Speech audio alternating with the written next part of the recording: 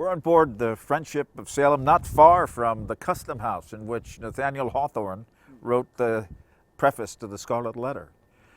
Jed, what do you think it is about ships that attracted Melville's primal imagination in ways that at once related him but distinguished him from the indoor scholarly activities of the other writers we've taken up in the course thus far?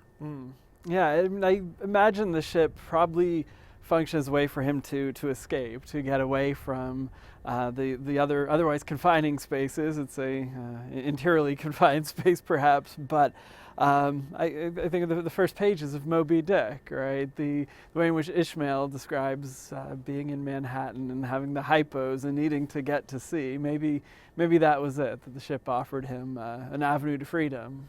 Yeah, it was simultaneously an escape, but as Ishmael describes it in the opening chapters of that book, it was also a connection to what he called the quest for the ungraspable phantom of life, a quest that is at least as sublime as Emerson's approach and avoidance of the sublime sense of primal intuition. He almost, before it was invented, wanted to write the great American novel as an epic on board a ship that was as freewheeling and as venturesome as the Friendship's name suggests it might be. Yeah, and he found that, right, Melville, on board in his adventures and his various travels, and we see that in Moby Dick too, right?